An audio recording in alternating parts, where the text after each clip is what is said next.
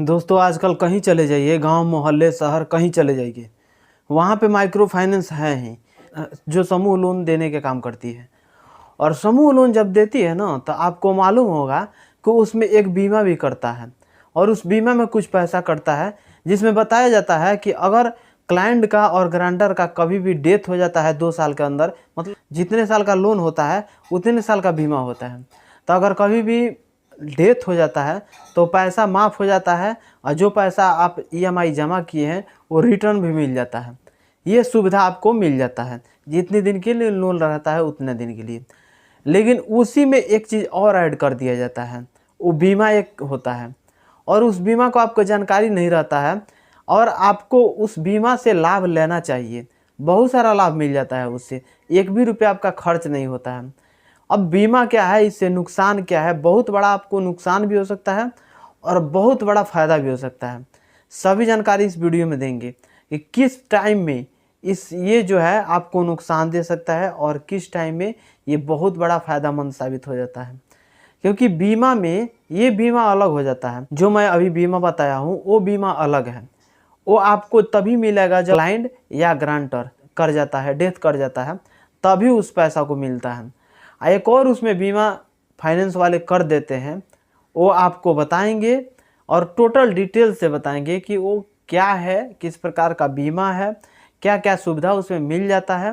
Video में last तक बने रहिएगा। वीडियो में आगे बढ़ने से पहले आप लोग से छोटा सा रिक्वेस्ट है कि अभी तक मेरे चैनल को सब्सक्राइब नहीं किए तो सब्सक्राइब कर लीजिएगा और बेल आइकन को प्रेस कर लीजिएगा ताकि सब नोटिफिकेशन आप लोगों को मिलता रहेगा। अभी आप कहीं माइक्रो फाइनेंस से लोन लेने जाते हैं, माइक्रो फाइनेंस से या स्मॉल फाइनेंस बैंक में जो समूह लोन बोला जाता है, अगर लेने जाते हैं तो उसमें बहुत सारी कंपनियां बता देती है कि आप मेडिक्लेम ले लीजिए।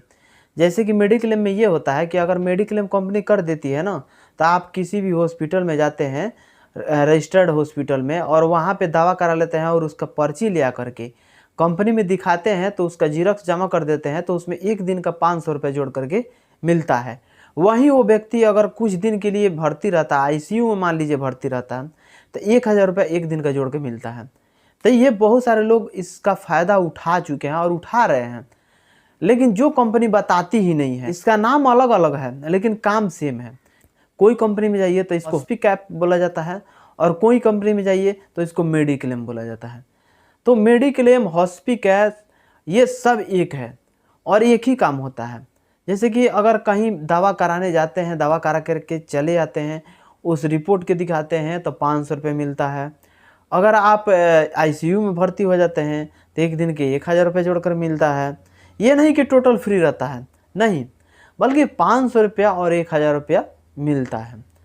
तो अगर आपको ये जानकारी है कि हमारा ये बीमा हुआ है, मेडिक्लेम हुआ है, हॉस्पिकैश हुआ है, तो उसका फ़ायदा आप उठा सकते हैं। लेकिन आपको बिना बताए जो वहाँ के एम्प्लॉई हैं आपका बीमा कर दिए हैं, आपको मालूम ही नहीं है कि कौन कौन सा बीमा हुआ है, तो उसका फ़ायदा नहीं उठा सकते हैं। तो ये आपका एक प्रकार का नुकसान हुआ है।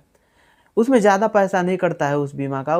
बीमा का पैसा लगभग 300, 350, 150, 175 इस प्रकार से उसका बीमा का पैसा कटता है, ज़्यादा नहीं कटता है। लेकिन उससे कितना बड़ा फ़ायदा, अगर उस पैसा को चाहते हैं हम निकाल लें तो निकल सकता है। किसी भी हॉस्पिटल में गए, वहाँ पे दवा कराए, पर्ची बनाए और पर्ची ले आकर के यहाँ पे जमा कर दिए, आपको 500 रुपये मिल गया। आपका 175 रुपये कटा, मिल गया आपको 500। तो ये फ़ायदा ही फ़ायदा है। लेकिन जो आपका अपना टारगेट पूरा करने के लिए जो एम्प्लॉय, जो फील्ड ऑफिसर क्या करते हैं, ये बीमा करवा देते हैं ना, तो ये नुकसान हो जाता है क्लाइंट को। सबसे पहले आप कहीं भी माइक्रो फाइनेंस में से लोन लेने जाइए, खास करके समूह लोन, क्योंकि कोई भी गांव, कोई भी शहर अभी तक बाकी नहीं है जहां पे समूह लोन नहीं चलता होगा, ग्रुप लोन नहीं चलता होगा। वहां पे लेडीज़ों को लोन दिया जाता है, ग्रुप बना करके लोन मिलता है लेडीज़ को, लेकिन उसका जो ईएमआई होता है वो जेंट्स भरते हैं, ये सबको पता है। जो पैसा खर्च करते हैं जेंट्स ही खर्च करते हैं, जो बिजनेस करना रहता है वो जेंट्स ही करते हैं, खास करके ये देखा जाता है बिहार में। लेकिन जो पैसा लिया जाता है उसमें बीमा, आप जब लोन लेने जा रहे हैं तो इस बीमा के बारे में सबसे पहले आप समझ लीजिए कि मेरा कौन कौन सा बीमा कटा है। कभी भी जब वहाँ से आपको पैसा मिल रहा है, या उसी स्मॉल फाइनेंस बैंक क्या करता है कि जब खुद लोन दे देता है ना, तो क्या करता है कि स्मॉल फाइनेंस बैंक खुद अपने बैंक में खाता खुलवाता है और जो लोन का अमाउंट होता है खुद उसी बैंक में ट्रांसफ़र करता है और वहाँ से आप निकलते हैं, यही होता है। लेकिन अगर वहाँ से जब पैसा निकालते हैं ना तो खुद के बैंक में है तो वो अपना काट लेता है, हॉस्पिटल कर देता है, मेडिक्लेम कर देता है, ये बीमा के अलावा। तो बीमा के अलावा जो ये मेडिक्लेम हॉस्पिटल कर रहा है तो एक स्टेटमेंट निकलवा लीजिए। जब आपका पैसा कट रहा है एक्स्ट्रा, आपको शक लगे कि मेरा एक्स्ट्रा पैसा कट रहा है या एक्स्ट्रा कट गया है मैं जो लोन लिया हूँ उस अमाउंट में से, तो उसका स्टेटमेंट चेक करा लीजिए और स्टेटमेंट में देखिए कि कितना अब मेरे अकाउंट में डेबिट हुआ है। और उस डेबिट को जो टेलर्स होते हैं, जो कैशियर होते हैं, उनसे इससे उसके बारे में पूछिए कि इसमें कौन कौन सा अमाउंट क्या क्या चीज़ के लिए कटा है। तो वो अगर समझा देते हैं, आपको समझ में आ जाता है तो ठीक है।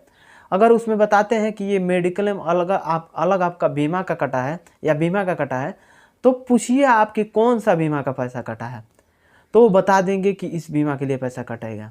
तो आप उसके लिए क्लेम भी कर सकते हैं कि हमको आप पहले क्यों नहीं बताएं, ताकि हम उसका लाभ उठा सकें। आप इसका लाभ उठाइए। बहुत सारे लोग कहते हैं कि इसका कोई फ़ायदा नहीं है।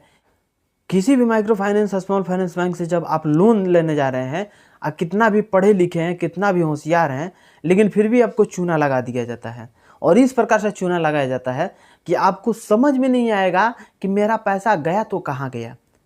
थोड़ा भी आप समझ में नहीं आएगा, थोड़ा भी आपको समझ में नहीं आएगा, और ये आप ढूंढते रह जाइएगा, आपको नहीं मिल पाएगा। इसीलिए मैं बोल रहा हूँ कि मेरे चैनल को जब सब्सक्राइब करके रखिएगा तो मैं एक एक फॉल्ट के बारे में सभी चीज़ एक्सपोज करके रखूँगा आप लोगों के सामने कि किस प्रकार से फ्रॉड होता है और किस प्रकार से आप बच सकते हैं उस फ्रॉड से।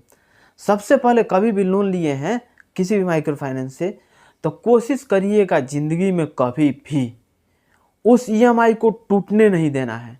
अगर एक बार ईएमआई टूटा तो इतना ज़्यादा आपके साथ गड़बड़ हो जाएगा कि आप सोच भी नहीं सकते हैं। अगर आप ऑनलाइन भुगतान नहीं कर रहे हैं तो ऑनलाइन भुगतान कर रहे हैं तो कोई दिक्कत नहीं है, उसमें किसी भी प्रकार का दिक्कत होने वाला है। जो लोन आईडी होता है, लोन आईडी पर पैसा डाल रहे हैं या कंपनी दिया है एक क्यूआर स्कैन करने के लिए, उस क्यूआर पे पैसा डाल रहे हैं, तो उसमें किसी भी प्रकार का फ्रॉड नहीं हो रहा है। लेकिन एक बार में अगर आप ओडी में चले जाते हैं तो ओडी के मतलब हो गया कि कंपनी निराश हो जाता है और जितना सारा पैसा जमा करते हैं जो एम्प्लॉय हैं आपका पैसा जमा करा रहे हैं कि नहीं करा रहे हैं यह आपको पता ही नहीं चलेगा। तो कोशिश करिए कि आप ऑनलाइन भुगतान करिए पहला, और दूसरा कोशिश करिए कि कभी भी आपका ईएमआई नहीं टूटना चाहिए, बहुत बड़ा नुकसान होने वाला है।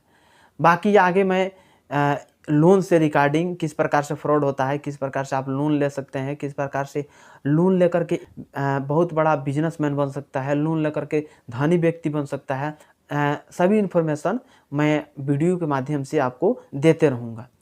बशर्ते आप लोग से छोटा सा रिक्वेस्ट है कि अभी तक मेरे चैनल को सब्सक्राइब नहीं किया तो सब्सक्राइब कर लीजिएगा और बेल आइकन को प्रेस जरूर कर लीजिएगा। मिलेंगे अगली वीडियो में, आज के लिए बस इतना ही। जय हिंद।